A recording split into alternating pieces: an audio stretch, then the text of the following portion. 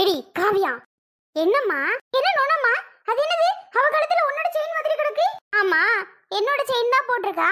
இப்ப என்னது? என்னோட நெக்லஸ் தாம்மா. அம்மா, உன்னோட பெரிய ஆரம் எங்க? பெரிய ஆரம், சின்ன ஆரம், அந்த மாடல் இந்த மாடல் எல்லாமே அடகு வச்சிருக்கோம். என்னடி எல்லாம் அடகு வச்சிருக்கோம்னு அசால்ட்டா சொல்ற? நான் அன்னைக்கு ஒரு நாள் கேட்கும்போது இருக்குமா இருக்குமான்னு போய் சொன்னியா? அப்போ என்ன பண்ண சொல்ற? உன்கிட்ட சொன்னா நீ தாண்டவ தாண்டுவ, அப்படி இப்படின்னு கத்துவ. வேற வழி இல்லாம தான் சரிம்மா இருக்குன்னு சும்மா போய் சொல்லி வச்சிருந்தேன். இப்ப அதனால என்ன? வீடு அடகு தான் இருக்கு. முக்கியமான விஷயத்துக்காக கொடுத்தோம். வீட்டில் கடன் இல்லாம இருக்குமா சொல்லு? கடன் பிரச்சனை, அதனால தான் சரின்னு அடகு வைக்க கொடுத்தேன். நான் வீட்டுக்கு ஹெல்ப் பண்ணாம அப்புறம் யாருமா பண்ணுவா என்னோட ஹஸ்பண்டுக்கு? அதுக்கு இன்னும் உன்னோட நகையை இல்லாம கொடுக்க சொன்னுச்சு. அறிவு கெட்டவளே, கொஞ்சமாவது மண்டையில அறிவுன்னு ஒண்ணு இருக்கா இல்லையாடி? ஒழுங்கு மரியாதையா ஒழுங்கு நகையில வாங்கு. அம்மா, உன் கழுத்துல ஒன்றும் இல்லாம ஒத்த செயினை போட்டுட்டு இருக்க. அவளுக்கு என்னடனா அதை தண்டி நெக்லஸை கொடுத்துருக்க. ஏன் வாடகைக்கு செட்டு வாங்கி அவளுக்கு போட்டுவிட வேண்டியதானே? அம்மா, இந்த பிள்ளை வயசுக்கு வந்த பிள்ளை, அந்த பிள்ளைக்கு தங்கம்னு ஒன்று போடுறது இல்லையா? அதனாலதான் அத்தைக்கிட்ட பாவம் ஒன்றும் இல்லை, அவகிட்டையும் ஒன்றும் இல்லை. என்னோட நாத்தனாரு, அவளுக்கு அண்ணன் பொண்டாட்டி. நான் போட்டு விடாம வேற யாருமா போட்டு விடுவா? ஏன் கழுத்துல போட்டு நான் இப்ப என்ன பண்ண போறேன் சொல்லு? அதான் அவளுக்கு போட்டு விட்டேன். ஏன் அவளுக்கு பெரிய மகளுக தான் இருக்காளுகளே. அந்த சத்தியா பெரிய செயினா போட்டிருக்கிறாளே, அதை கலட்டி போட்டு விட வேண்டியதானே? நீ பெரிய தாராளம் அதையே தூக்கி மாட்டி விட்டியோ? ஏமா, இங்க பாரு, பக்கத்திலே அத்தையெல்லாம் நிக்கிறாக, பெரியத்தை நிக்கிறாக. கேட்டுருமா, எல்லாரும் நிற்கும் போது ஏமா அப்படி வந்து பேசிக்கிட்டு இருக்க? காவியா, நான் கண்டபடி திட்டி விட்டுருவேன் பாத்துக்க. இந்த மாதிரி வேலையெல்லாம் பண்ணிட்டு தெரிஞ்சுன்னா எனக்கு கெட்ட கோவம் வரும் பாத்துக்க. ஒழுங்கு மரியாதை அந்த பிளேட்டு செயினை வாங்கி இப்ப சத்த நேரத்துல போட்டுக்கிட்டு இருக்க. சொந்தக்காரவங்கெல்லாம் வந்தாங்கன்னா என்ன நினைப்பாக உனிய? நான் என்னமோ உனக்கு எதுவுமே போட்டு கொடுத்து கட்டி கொடுக்காத மாதிரி தானடி நினைப்பாக. ஏண்டி, அத்தனை பவுன் போட்டு இப்படி வெறுங்கோளத்தோட நின்னா எனக்கு மனசே கேட்கலடி. இது ஒரு சின்ன ஃபங்க்ஷனுக்கு இந்த மாதிரி சின்ன செயின் போட்டாவே போதுமா? இப்போ நீ பிரச்சனையை உண்டு பண்ணதான் இப்படி பேசிட்டு இருக்கன்னு நினைக்கிறேன். ஆமாத்தா, நான் பிரச்சனையை உண்டு பண்றேன். நீ என்னமோ பண்ணு, எது சொன்னாலும் நான் சொல்றதை கேட்கறது இல்ல. உன்னை ஒரு அடிமை மாதிரி தான் இந்த வீட்டில் நடத்துறாளுங்க. நீ எது சொன்னால் ஒரு பெத்த அம்மா சொல்றேனே கொஞ்சமாவது நம்ம காதுல வாங்கிக்கிறோம் எடுத்துக்கிறோம்னு நினைக்கவே மாட்டேங்கிறிய. உன் இஷ்டப்படி பண்ணிட்டு இரு. என்ன பண்ணணுமோ நீ பண்ணு, நான் ஒன்றும் சொல்றதுக்கு இல்லை. சரி, நீ ஒன்றும் சொல்ல வேணாம், பேசாம இரு, அதுவே போதும். பேசாமலாம் என்னால் உன்னை பார்த்துக்கிட்டு நிற்க முடியாது.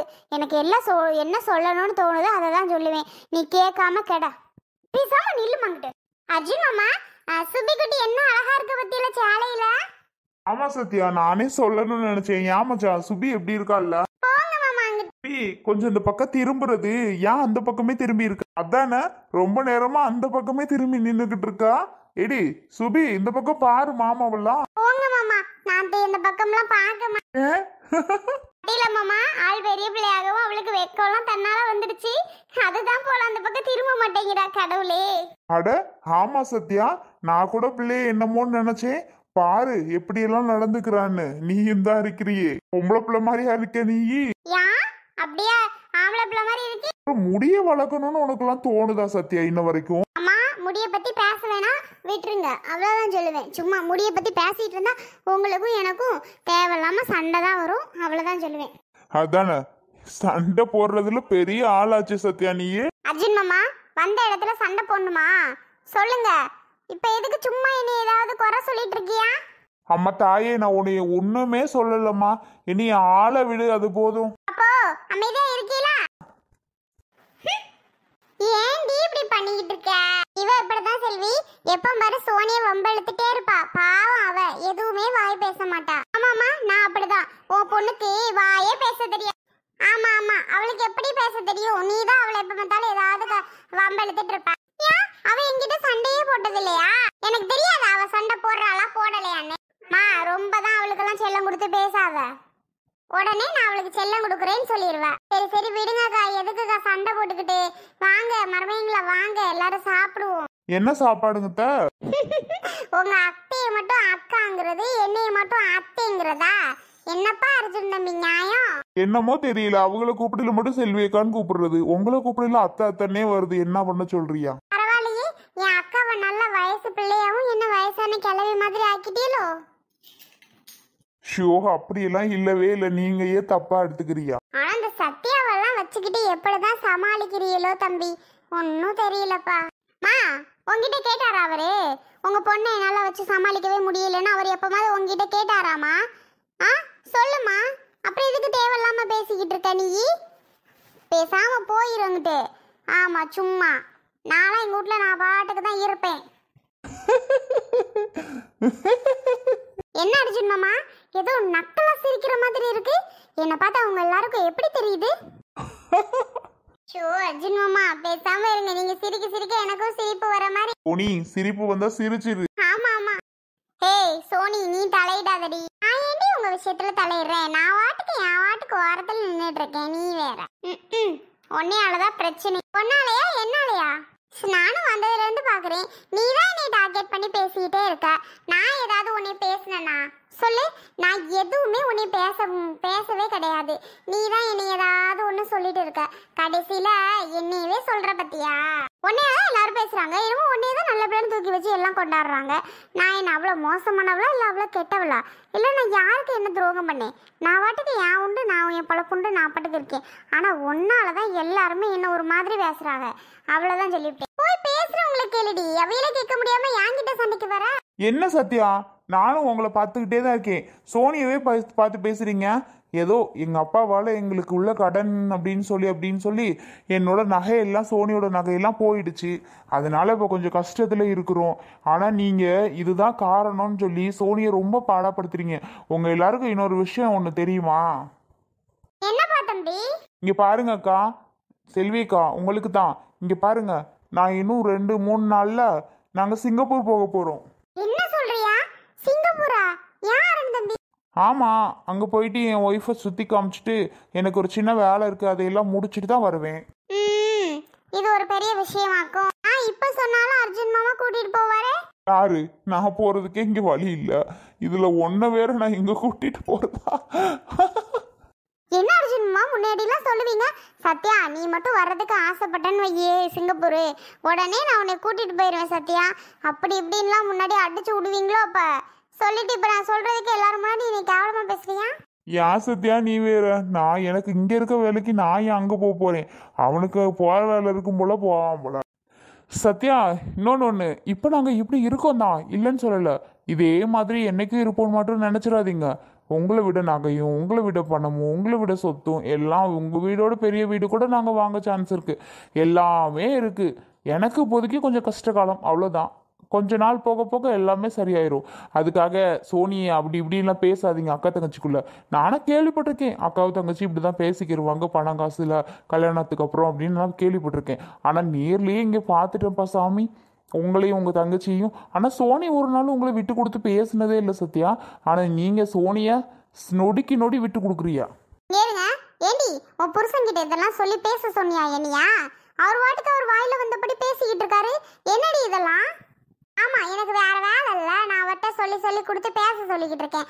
போவியாங்கிட்டு. ஏங்க சத்யா, நான் பேசுறதுக்கு திரும்பவும் சோனியை தான் பேசுறீங்க. அட போங்க. சத்யா ஏப்பா அப்படி பேசிட்டே இருக்க? நான் பேசுறது அந்த காவியாவுக்கு தெரியும், வந்துருவா பெருசா. நான் ஏன் தங்கச்சியை பேசுறேன், உனக்கு என்ன காவியா? நேத்துல இருந்து நானும் பார்த்துட்டே இருக்கேன். நீ எப்பாவது அவளுக்கு வக்கலத்தை வாங்கிக்கிட்டே இருக்க என்னம்மா? நான் அவளை பேசவே என்ன வேணா பண்ணுவேன். நீ எதுக்கு சும்மா சும்மா இடையில வந்து என்னிட்டே கேள்வி கேட்டுட்டு இருக்க? ஏய் என்னடி பேசுற? ஆமா சித்தி, உன் மருமகளை பேசாம இருக்க சொல்லிரு சும்மா. ஏன் நான் எனக்கு கேக்குறதுக்கு உரிமை இல்லையா? உனக்கு ஒன்றும் உரிமையெல்லாம் இல்ல போ. அட ஏன்டி இப்படி பேசுற சத்யா? அவ உனக்கு அண்ணன் பொண்டாட்டிடி, அண்ணி வேணும்டி. என்ன எனக்கு அண்ணன் அண்ணின்ட்டு அடிச்சனா சிலுவால பேந்துட்டு போயிருமாத்துக்க. அண்ணன் பொண்டாட்டி அண்ணிய முறையில பேசிக்கிட்டு இருக்கற, நீ என்னன்னா யார் அண்ணே யார் அண்ணிங்கற?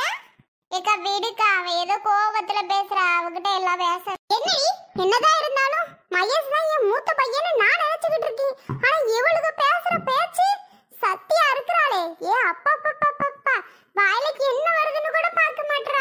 ஏன் சத்யா, நான் எதுவுமே உன்னை கேட்க கூடாது பேசக்கூடாதா? நீ எதுக்கு என்ன கேக்குற பேசுற? என்ன பேச்சடி பேசுற அவள? நான் என்னமோ என்னோட நாத்தனாருங்கிற உரிமையில தான் நான் பேசினேன் கேட்டேன். ஆனா அவ என்னை நினைக்கவே கிடையாதுங்க. பரவாயில்ல, என்னை நினைக்கவே வேணாம் அவ. சரி சத்யா, உன்கிட்ட நான் கேட்டது பேசினது தப்புதாம்மா, என்ன மன்னிச்சிரு. நீ ஏன் கவிய மன்னிப்புல கேட்டுட்டு இருக்க இவட்டா? சே, இது சரியான என்ன சொல்றதுன்னு தெரியல. போதுமாங்க, எல்லாத்துக்கும் சந்தோஷம் தானே? நல்ல நான் என்ன திட்டு வாங்க வைக்கிறீல்ல எல்லாரும்?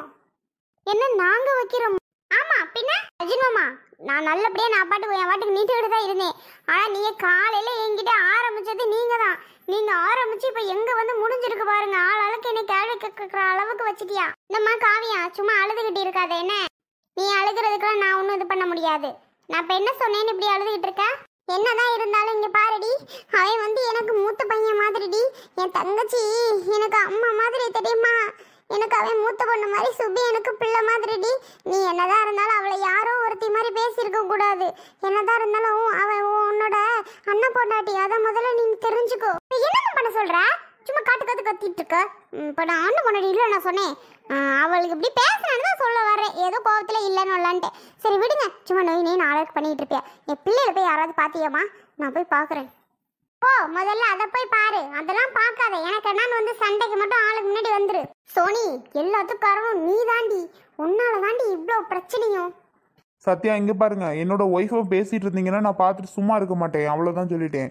நானும் நேத்துல இருந்து கவனிச்சுட்டு தான் இருக்கேன். நீங்க பேசுறது எதுவுமே சரியில்லை. திரும்ப திரும்ப சோனியை பேசிட்டு இருந்தீங்கன்னா அப்புறம் எனக்கு கெட்ட கோவம் வந்துடும், பாத்துக்கிடுங்க. ஓஹோ, ஆளாளுக்கு அவளுக்கு வக்காலத்து வாங்க வந்துட்டீங்களா? அப்ப சரிதான், அவன் மேலதான் போவா. ஆளாளுக்கு அவளுக்கு நல்ல கேள்வி கேட்க ஆள் இருந்தா அவளுக்கு சொல்லவா வேணும்? பிடிக்க முடியாது கையில. நீங்க பேசுறதெல்லாம் நாங்க ஒண்ணு கேட்டுட்டே இருக்க முடியாது. அஷோ, ஏன் இப்படி எல்லாரும் இப்படி பண்றீங்களோ எனக்கே ஒண்ணுமே புரியல. நான் இப்ப என்ன பண்ண